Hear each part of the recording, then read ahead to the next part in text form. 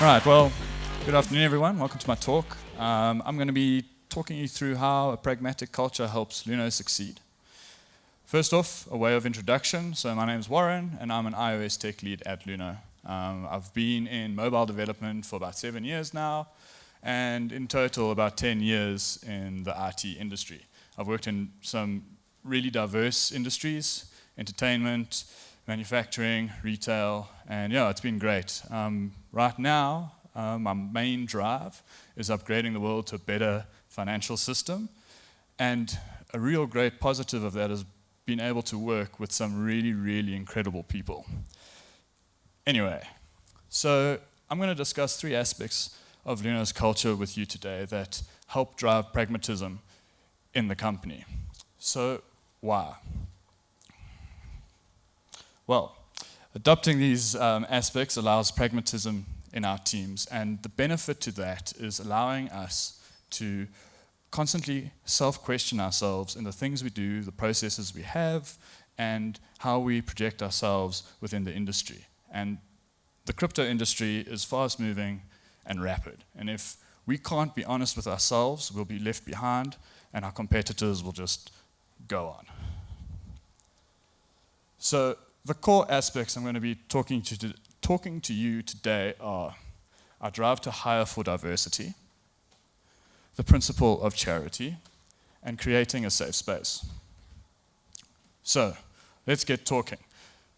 Our drive to hire for diversity. So, when I talk to diversity, I think a lot of you will be thinking race and gender. And you're not wrong, and race and gender is very important at Luno. But we also feel there's a third, more important aspect, and that is background. The better background diversity there is, the better. For an example, let's take a group of people, or students, that are racially and genderly, if that's a word, are diverse, but they went to the same university. There's a good chance that they will be less diverse in background than a group of individuals that aren't necessarily gender and racially diverse, that went to different universities or didn't go to university at all. So, why? Well, let me use an analogy here. So imagine there's this mountain, and I can't see it. Okay, cool. And all of you have gone and you've visited this mountain from different aspects, from different points of view. Now, individually, you've all got a very narrow view of this mountain. And from that, you don't know all the tricks and chops and the way to scale this mountain. But if we all come together and we take our collective experiences and perspectives and put it down on the table, we get a much better idea of this mountain and what's the best way of scaling it. And that is what's important. Whoops. There we go. And that's what's important. Diverse backgrounds gives us many perspectives. Many perspectives gives many solutions to a problem. And with many solutions, we can have a final solution that addresses the problem from all these different diverse aspects. So, what are the benefits?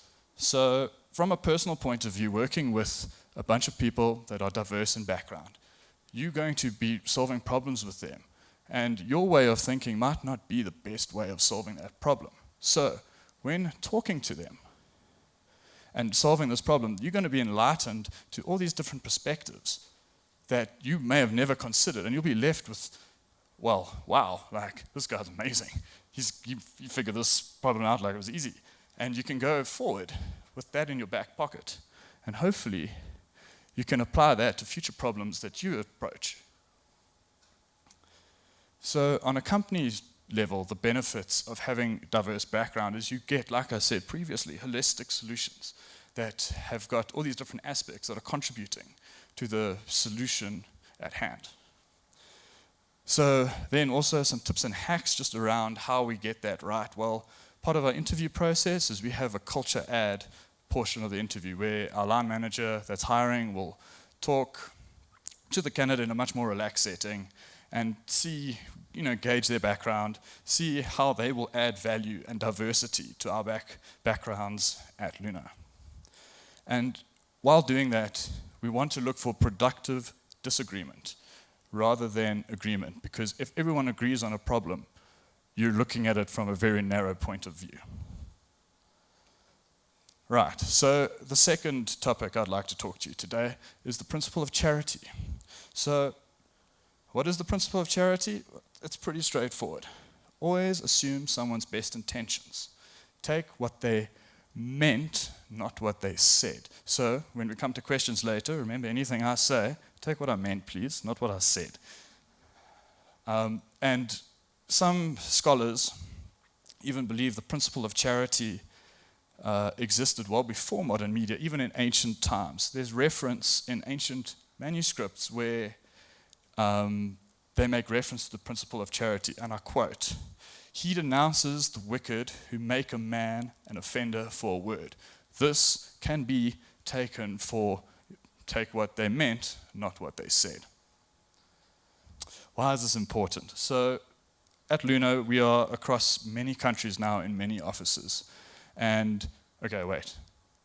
First off, who does not know what Slack is? Put up your hand. Awesome. Cool. I don't have to explain that one. So our main form of communication is Slack, text. And over text, emotion is lost, and it can be obscured based on many different factors, the way you've typed it, the person's personal bias lens, and yeah. With the principle of charity, you can then, when you get these messages with they're written great, and the person has written it with the principle of charity in mind or not, you can go and you can subtract, remove all the emotion or anything else, but leave just what was meant. So now I want to take you through a real-life example, because what I've just said sounds great in theory, but it really can be hard to apply this in real life. So some background first. We're busy going live in some countries in Asia, and I started seeing this term being used quite a lot, XFERS, X-F-E-R-S. And I couldn't, for the life of me, work out what this acronym meant. And the more I saw it, the more I realized I actually need to know what this thing means. So I went onto Google, like any self-respecting engineer, and typed out define XFERS, and I hit enter, hoping to get that nice definition box, that we get right at the top, just telling me exactly what this acronym means. So the result page loads, and lo and behold, it's just a boring result page with links. No.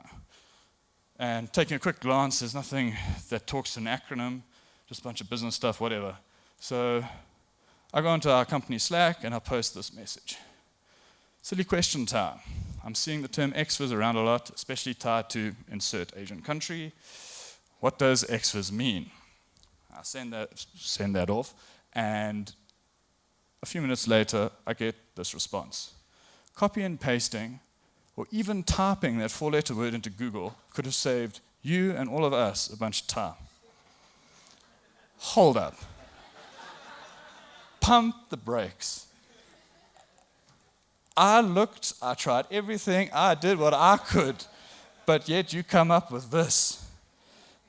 How dare you? And my rage just pours off onto my keyboard, and I start trying to type up a nice witty retort to this colleague. And slowly I start thinking, wait, no, hold up, Warren. You've missed something. And as the emotion drains away onto my keyboard and onto the floor, I start thinking, okay, no. Let's go back to Google. So I go back to Google, and I type in XFERS again. And I look at the search results seriously. And there, on the top of the search results, is a company called XFERS. And what they do is they facilitate payments between individuals and companies in Asia. Oh my gosh. Oh, a bit of an idiot. The answer was really right there. And so through my narrow, naive, potentially, perspective, I was on a mission for something else, an acronym, and it wasn't. And I didn't see the very obvious answer. So I went onto Slack, and yes, while my colleagues reply could have maybe been worded a bit better. He was basically just saying the answer's pretty obvious, go look. And so while I almost nearly didn't apply the principle of charity and give some snarky response, which would have just devolved the whole conversation and potentially not even gotten to the answer, I managed to rein myself in and go. The rest of that conversation, lots of apologies from my part for being an idiot. Anyway, so yeah, that's the importance of charity. And just going back to my colleague and his reply, it could have been better. And this is leading into my next point of conversation, which is creating a safe space. So a safe space, you might be wondering, it's something in Luno that we try and create where we've now got these diverse group of people that are applying the principle of charity in the conversations they are having. And this is the space that they start generating, where we're looking for collaboration, constant conversations, hard questions. And this is how I will lead to, in the conclusion, how we start getting a bit more pragmatic in what we do. So to get this to work, there are behaviors that we need to encourage, and there's behaviors that we need to discourage. And okay, so the good ones, there's a lot, there's a ton. But at the end of the day, what you're wanting is everyone to respect each other and themselves, I guess. And you want to encourage that constructive conflict. So going back to some of my earlier points, if everyone's agreeing, you've got a problem because you are missing out on some perspective that's going to be missed. And now, the behaviors to avoid, again, there are a few, but to me personally, there are two that are really, really important. So, sorry for the lack of diction, but being a jerk and being oversensitive. And I'd actually like to talk through these two behaviors with you now. So, being a jerk. So, these are the guys that are rude, condescending, uncompromised, and they don't listen.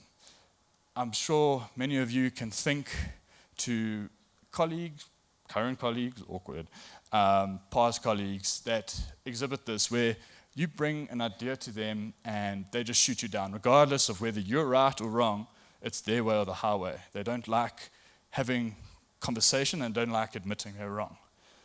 These guys can absolutely destroy the collaborative space in an office, in a team, and they really, really ruin the safe space that we're trying to create at Luno. Now, the second bad behavior I'd like to talk about is being oversensitive.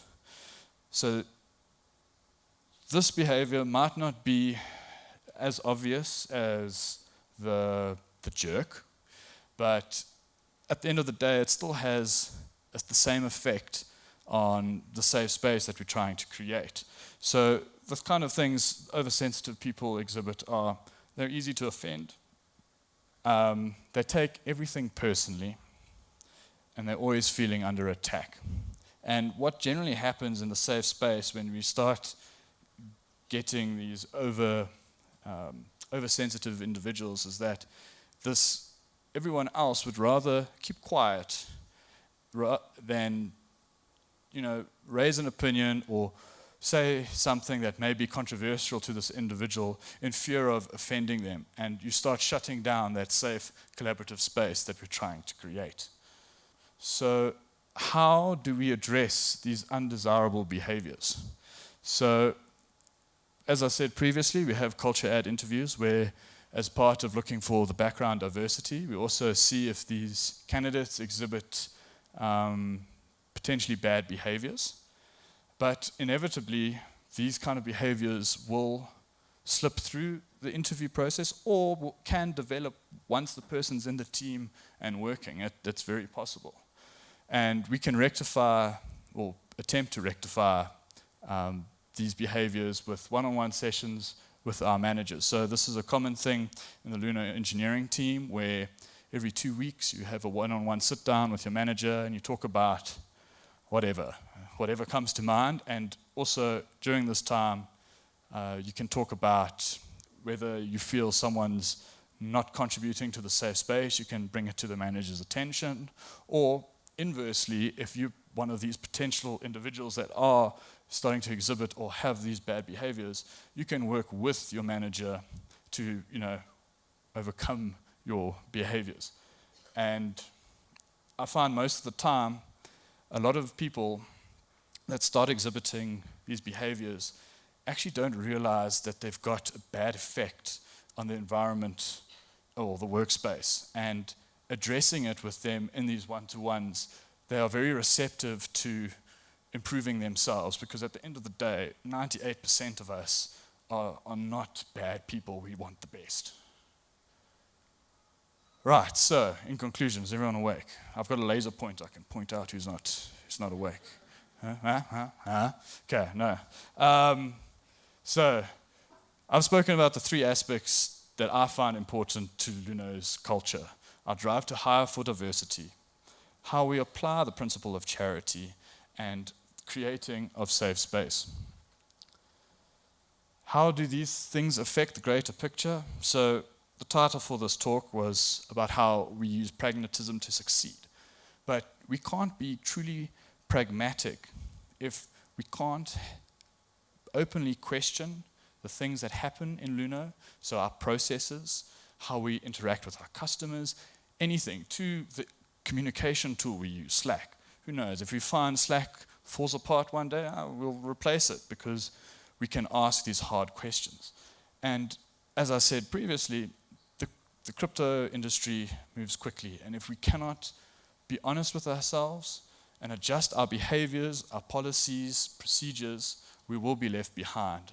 And that's how Luno succeeds with pragmatism.